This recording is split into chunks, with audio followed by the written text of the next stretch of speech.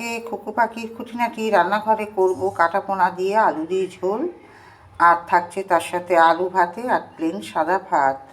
আমি 5 পিস মাছ নিয়েছি, এটার মধ্যে লবণ, হলুদ, লঙ্কা গুঁড়ো আর দিয়েছি একটুখানি পেঁয়াজ বাটা আর একটু দিয়েছি রসুন বাটা। এটা দিয়ে মাছটা আজকে মাখিয়ে ভাজবো। মাছটা আমি এনেছি আগের দিন, ফ্রিজে রাখা ছিল। ঠান্ডাটা কাটতে মনে হচ্ছে যেন মাছটা ঠিক একটা সুবিধা না, যার জন্য আমি এই মশলাটা মাখিয়ে মাছটা ভাজবো। আর এরমভাবে মশলা মাখিয়ে মাছ ভাজা খেতে খুবই ভালো লাগে। কিন্তু আমি এর আগে একদিন করেছিলাম এরমভাবে মশলা মাখিয়ে মাছ ভাজা, তার সাথে ছিল প্লেন মুসুর ডাল আর ছিল আলু ভাজা। খেতে কিন্তু খুব টেস্ট লাগে। আজকে আমি মাছের ঝোলটা করব, আলু বড়ি দিয়ে মাছের ঝোল করব, কিন্তু এরমভাবে আমি মশলাটা একটু মাখিয়ে নিলাম। মশলাটা আমি 10-15 মিনিট এখন রেখে দেবো। 10 মিনিট পর মাছ আমি তেলে ছেড়ে দিয়েছি। এক পিঠ আমার ভাজা হয়েও গেছে, আর এক পিঠ উল্টে দিয়েছি। দেখতেই পাচ্ছেন এরকম একটু লাল লাল করে মাছগুলো আমি ভেজে নেব।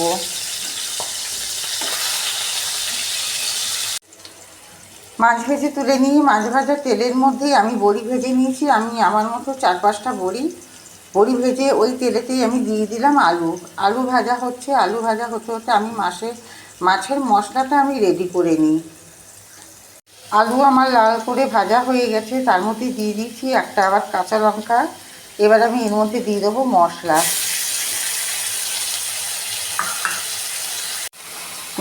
আমি এর মধ্যে দিয়েছি একটু পেঁয়াজ, আদা রসুন বাটা সামান্য, আর দিয়েছি জিরে গুঁড়ো, ধনে গুঁড়ো, লঙ্কা গুঁড়ো আর হলুদ গুঁড়ো, পরিমাণ মতো লবণ। এই আমার পঞ্চমশলা। আমার প্রত্যেকটা তরকারিতে তাই দেওয়া থাকে। সামান্য জল দিলাম, দিয়ে এবার কষা হোক। মশলা আমার কষে তেল ছেড়ে গেছে, দেখতেই পাচ্ছেন। এবার দিয়ে দিলাম আমি আমার পরিমাণ মতো জল।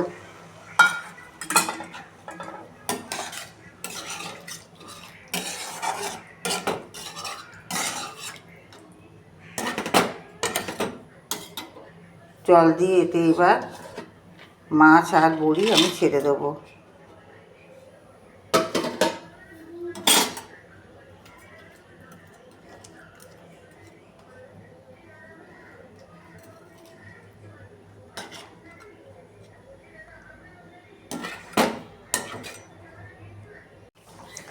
মাছের ঝোল আমার রেডি হয়ে গেছে, দেখতেই পাচ্ছেন।